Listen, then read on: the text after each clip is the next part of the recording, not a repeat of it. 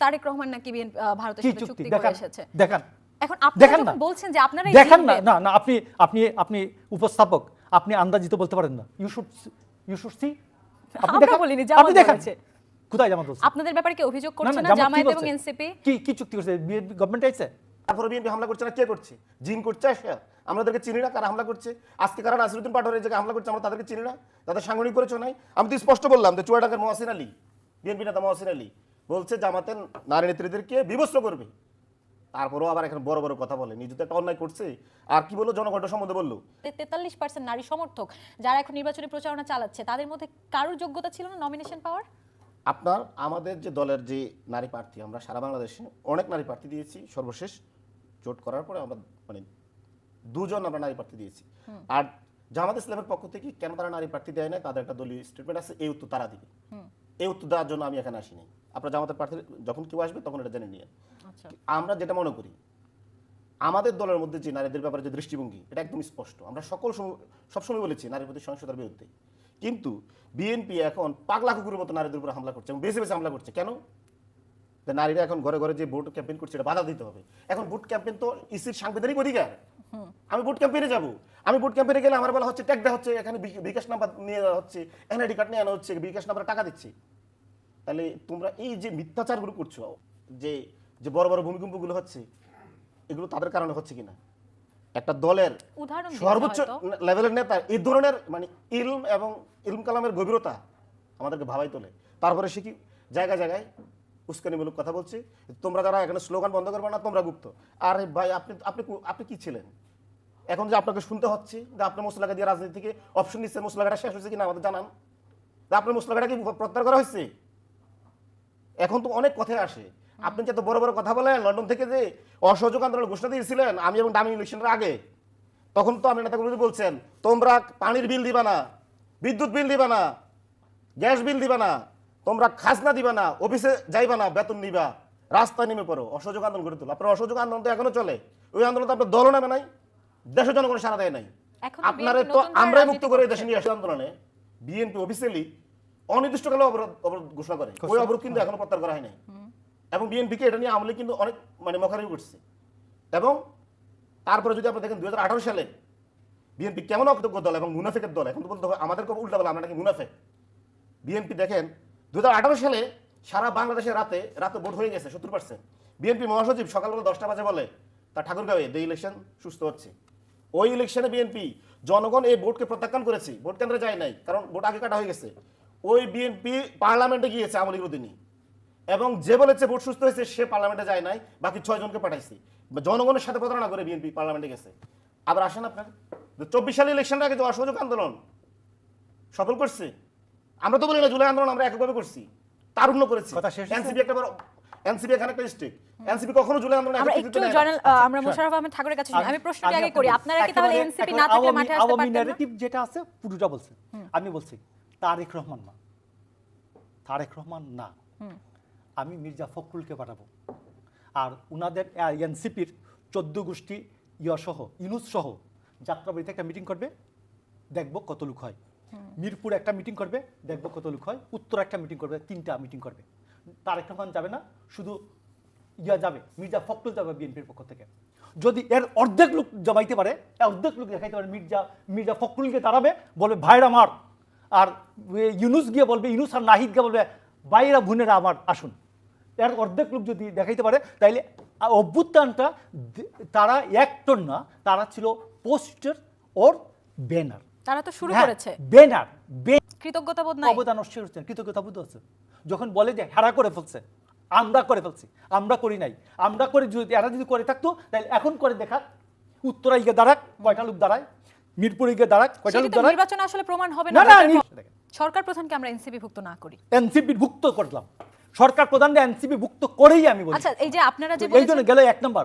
2 নম্বর তারেক রহমান মুস্তেকা দিয়ে যায় না। তারেক রহমান ডেমোক্রেসির জন্য, গণতন্ত্রের জন্য তারেক রহমান যদি আপোষ করতেন, ওই কোঠা না মেধা এটার উত্তর দেবেন ইউরেনিয়াম ওইটা ইউরেনিয়ামই আসতো। আচ্ছা, আমি তারপরে আপনাকে যে একটু প্রশ্ন করতে চাই সংস্কার না মোশাররফ হোসেন ঠাকুর, সংস্কার, আপনারা এটার যে নাম বলছেন ইউরেনিয়াম আসে না, দুর্নীতির এখন গলা চেপে ইউরেনিয়াম। ধরবেন, এখানেও তো জামায়াতের আমির কিসের? বলেছে যে আপনারা যে ঋণ খেলাপিদেরকে নমিনেশন দিচ্ছেন, এরপর আপনারা কিভাবে আসলে দুর্নীতি আমি আপনাকে থামাবেন? বলি যে বাংলাদেশে কেউ ব্যাংক ঋণ ছাড়া কেউ ব্যবসা করে আছে? আছে। ব্যবসা তারা করে যাদের পকেটে মানি ব্যাগ ছিল না 5ই আগস্টের পরে এইভাবে খুলে দেখাইছে, ভাই দেখেন দেখেন দেখেন আমার পকেটে কিন্তু মানি ব্যাগ নাই, আমাদের পকেটে 200 টাকা নাই। জনগণ কারোর উপরে হামলা করে না। অব্যত যে মানে আপনার যে 5-7টি নারীর উপর যে সহিংসতা হচ্ছে এবং রাজনৈতিক কর্মীদের উপর সহিংসতা হচ্ছে, শুধু নারীদের কথা যদি আমি বলি, প্রকাশ্য দিবালোকে বিএনপি হামলা করছে। আপনি যদি দেখেন এই যে বিএনপির যে চুয়াডাঙ্গার যে নেতা মহসিন আলী, সে যে আজকে বললো যে জামাতে নারী কর্মীদেরকে বিবস্ত্র করবে বাসায় আসলে, ভোট চাইতে আসলে, ঠিক একই কথাই কিন্তু অনেকটা এই যে মোশাররফ হোসেন ঠাকুর ভাইও কিন্তু একসঙ্গে বলছে যে যারা নিকাব পরিহিত নারীরা এরা ইহুদি বেশ্যা মতো, এবং এটা মুসলমানদের ড্রেস আপ না। উনি কিন্তু এই ধরনের কথা বলে কিন্তু উনি সমালোচনার মুখে পড়ছেন এবং বিভিন্ন সংগঠন ওনাকে ক্ষমা চাওয়ার জন্য বলছে। আমি জানি না উনি ক্ষমা চাইছেন কিনা, কিন্তু এটা আজকে একটা সুযোগ, উনি যদি চাই অনেকে আমরা ক্ষমা চাইতে পারে। তবে আমার কাছে মনে হয় এই যে বিএনপির যে মজ্জাগত নারী বিরোধী রাজনীতি শুরু হয়ে গেছে এখন, যে নারী কর্মীরা কোথাও দাঁড়াইতেই পারছে না, তাদেরকে হামলা করা হচ্ছে। কেন নারী কর্মীরা কি ভোট চাইতে পারবে না? তাহলে মোশাররফ হোসেন ঠাকুররা কি ওদের নেকাব ছিঁড়ে ফেলবেন? তাদেরকে দর্শনে হুমকি দিবেন, তাদের বিবস্ত্র করা হুমকি দিবেন, তারপর আবার অন ক্যামেরায়। তবে সেই জায়গায় বিএনপি কিন্তু নারীদেরকে মনোনয়ন উন্মাদ, তাহলে দিয়েছে, উনি বললেন যে আপনাদের জামায়াত দেয়নি। আমরা নাকি উন্মাদ হয়ে গেছে। তাহলে উন্মাদ কারা হলো? যারা মা বোনদেরকে বিবস্ত্র করা হুমকি দেয়, নেকাব মানে টেনে ছিঁড়ে ফেলে। মোশাররফ হোসেন ঠাকুররা মানে নেকাব পরিহিত নারীদেরকে ব্যবসা বলে সম্বোধন করে। আচ্ছা, আমি এই যেটা ধরনের বলছি, সবাই স্বাক্ষর করছে এবং যারা এনসিপি তো স্বাক্ষর করেনি। এনসিপি স্বাক্ষরই করে নাই, সে যেটা মানে না সে সেইটা নিয়ে কথা বলবে কেন? আমরা এনসিপি, বিএনপি জাতীয়তাবাদী দল সহ 25টা রাজনৈতিক দল এটা ইয়া করছে, কি বলে, স্বাক্ষর করছে। এদের প্রত্যেকের দায় আছে এটা বাস্তবায়ন করা। এই এনসিপিতে যদি না ভোটও পড়ে তাও বিএনপি এটা বাস্তবায়ন করবে। বিএনপির 31 দফা আছে, 31 দফার মধ্যে জুলাই সনদের ম্যাক্সিমাম জিনিসই আছে।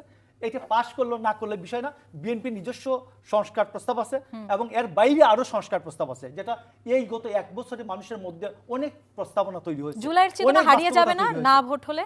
কেন জুলাই কোনোদিনই হারাবে না? জুলাই সনদের যে বাস্তবতা, জুলাই সনদের যে শিক্ষা, এই শিক্ষা আমাদের অতীতকে বারবার স্মরণ করিয়ে দিবে। তাহলে গণভোটের প্রয়োজনীয়তাটা কি? আর ভবিষ্যতে আমাদেরকে স্মরণ করিয়ে দিবে যদি এইরকম কেউ হয় তাহলে গণভোটের দরকারটা কি? এক বাক্যে উত্তরটা দিয়ে দিই। শেখ হাসিনা 5 আগস্ট পতনের পরে 7 আগস্ট বিএনপি নয়াপল্টনে একটা সমাবেশ করে, সমাবেশ থেকে বিএনপি দাবি করে 3 মাসের মধ্যে ইলেকশন দিতে হবে। ওই দাবির বিপরীতে কেউ দ্বিমত করে নাই। রেজিস্টার্ড আনরেজিস্টার্ড বিএনপি সমমনা 63 দল কেউ দ্বিমত করে নাই, ইনক্লুডিং জামাত ইসলামও। একমাত্র তারুণ্য বা এখন যারা এনসিপি হয়েছে বা আমাদের বাইরেও আরো তারুণ্য রয়েছে, তারাই শুধু বলেছে শুধুমাত্র একটি ইলেকশনের জন্য 2000 ছাত্র জনতা জীবন দেয় নাই, রাষ্ট্রের সংস্কার দরকার।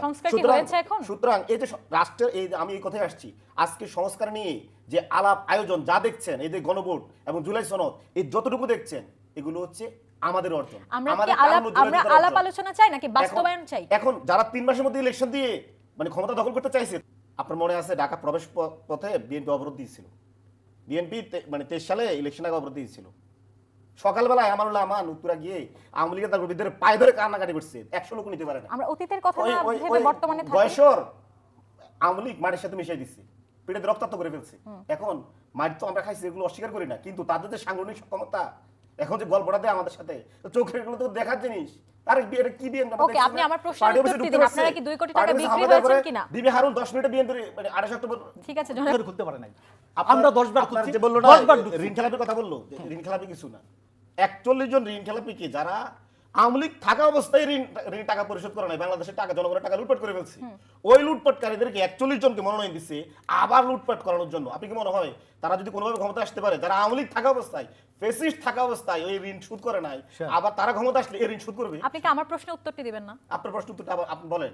আপনারা কি 2 কোটি টাকার বিনিময়ে বিক্রি হয়েছেন পার হেড? এটা তো হচ্ছে তাদের প্রপাগান্ডা। তারা তো এই ধরনের, তারা তো জুলাই যোদ্ধাদেরকে তারা একদম পরিকল্পিতভাবে টার্গেট করেছে। যেমন হাদিকে দুনিয়া থেকে সরিয়ে দেওয়া হয়েছে, এটা আমাদের কাম্য নয়। আদিকে হত্যা করার চেষ্টা করা হচ্ছে। করুক বিএনপি, ইন্ডিয়া, আওয়ামী লীগ এবং এস্টাবলিশমেন্ট এই দেশের জনগণের ভোটাধিকার হরণ করতে পারবে না। 111 এর মতো করে পাতানো ইলেকশন করে ক্ষমতা হস্তান্তর, ইলেকশন না দিয়ে ক্ষমতা হস্তান্তর, এটা বাংলাদেশের জনগণ সহ্য করবে না। আচ্ছা, মোশাররফ হোসেন ঠাকুর, এই কথাটি কেন বারবার আসে যে আপনারা ভারতের আধিপত্যের কাছে চলে গিয়েছেন? কিসে? এই যে ভারতের ইন্ডিয়া এবং বিএনপি মিলে, ইন্ডিয়ার নামটি আপনাদের কাছে কেন আসছে? আচ্ছা, এই ইলিয়াস আলী গুম হয়েছে, এদের কেউ গুম হয়েছে, চৌধুরী আলম গুম হয়েছে, এদের কেউ গুম হয়েছে, তো আমাদের একটা জুডিশিয়াল কিলিং আমাদের 2,500-এর মতো লোক হয়েছে। তো আওয়ামী লীগের বিচার আমরা করব না, আওয়ামী লীগের বিচার ওরা তো করবে। অনেকে তো এটা বলছে যে মানুষ বিএনপি বিশ্বাস আওয়ামী করবে। লীগকে পুনর্বাসন করবে, এই টেন্ডেন্সি আপনাদের মধ্যে এখনই দেখা আমরা যাচ্ছে। আপনাকে বলি আওয়ামী লীগ 14 দলীয় জোট আছে না এখন, এরা সহ একসাথে ইলেকশন করছে 90 সালে ডাকসুতে। আমরা জাতীয়তাবাদী ছাত্র দল ওদেরকে হারাই আসছি। আমরা ইয়ার কাছে এই সাদিক হোসেন খোকার কাছে শেখ হাসিনা হারছে এই আসনে তেজগাঁও আসনে 91 সালে শেখ হাসিনা বিএনপি ক্যান্ডিডেটের কাছে হারছে। তো বিএনপি তো আওয়ামী লীগকে ভয় পাওয়ার কোনো কারণ নাই। পুনর্বাসন করবে কিনা? বিএনপির কারণ ছিল, বিএনপি বলতো যে তুমি রাষ্ট্র ক্ষমতা ছাড়া, তুমি আর্মি পুলিশ বিজেপি ছাড়া তুমি আমার সাথে আসো, আওয়ামী লীগকে বলতো। আওয়ামী লীগ তার আর্মি বিজেপি পুলিশ সহ বিএনপির উপর ঝাঁপাই পড়তো, রাতে ইলেকশন করে ফেলতো। আর সুষ্ঠু নির্বাচনের জন্য তো বিএনপির কোনো সময় বাধা ছিল না। আমি আপনি বলি যে 3 মাসের মধ্যে বলছিলেন না বিএনপি নির্বাচন দিলে এখন ভিক্ষা করছে না গিয়ে জামাতের কাছে যে 30টা আসন দেন। তো এদের সব মেয়েরা ওদের কাছ থেকে চলে গেছে। যে তো সেই মেয়েদের আপনি তো নিজে বলছেন যে কোনো মেয়ে আসন দেয় নাই, 51% নারীর দেশে জামাত একটা আসনে নারীদের মনোনয়ন দেয় নাই। সেই নারীদের জন্য মায়া কান্না করছেন জোটের সঙ্গী হয়ে। তো আমি আপনি বলছি যে এইখানে বিএনপি নির্বাচনে দেখা যাক বিএনপি আওয়ামী লীগের সাথে, আওয়ামী লীগ যদি রাষ্ট্র ক্ষমতা ছাড়া কোনো সময় রাষ্ট্র ক্ষমতার অপব্যবহার ছাড়া বিএনপির সাথে আওয়ামী লীগ কখনোই জিততে পারে নাই, আমাদের কোনো এই ক্ষেত্রে সমস্যা ছিল না। আর আমরা তো 5ই আগস্টের পরপর যদি নির্বাচন হইতো, যে এনসিপি ভোট অন্তত 40 আসনে জিততো। আর এখন 30 আসন তো ভিক্ষা করছে গিয়ে জামাতের কাছে, 40 আসনে জিততো সারা দেশে। তো বিএনপি যে বলেছে আওয়ামী লীগের মামলা তুলে নেওয়ার কথা, কিসের আওয়ামী লীগের মামলাগুলো তুলে নেবে, এই কথাও আপনাদের আওয়ামী লীগের বিরুদ্ধে মামলা যারা করছে, আওয়ামী লীগে যে কয়টা ধরা পড়ছে, এরা কি এনসিপির কেউ ধরে দিছে? এগুলো সব বিএনপি ধরে দিছে। এইগুলো তো বিএনপি ধরছে, বিএনপি অ্যারেস্ট করিয়া পুলিশকে ডাকছে যে আসেন পালকি নিয়ে, জামাই ধরছি একটু নিয়ে যান থানায়। তো ওটা এনসিপি বলে লাভ নাই। একটু কনফ্লিক্টিং হয়ে গেল না? বিএনপি জামিন দিয়ে দিবে বলছে, আবার বিএনপি ধরিয়ে দিয়েছে। বিএনপি আওয়ামী লীগের যাদের বিরুদ্ধে সত্যিকার তাদেরকে রাখবে, মিথ্যা মামলাগুলো তুলে দিবে, আমরা বুঝতে পেরেছি। লুটপাট আছে, এরা থাকবে ভিতরে। আর যারা অন্যায়ভাবে এনসিপির সমন্বয়গুলো গিয়া মামলা বাণিজ্য করার জন্য মামলা দিয়েছে, এদেরকে ছেড়ে দিবে। নির্বাচন বানচাল করতে চাচ্ছে এবং নির্বাচন চাচ্ছে না, সেটা কি আপনাদের জন্য বলা হয়? বিএনপি 111 মতো করে যদি ক্ষমতায় না আসতে পারে 2008 সালের মতো করে, বিএনপি নিজেই ইলেকশন বানচাল করতে চাচ্ছে।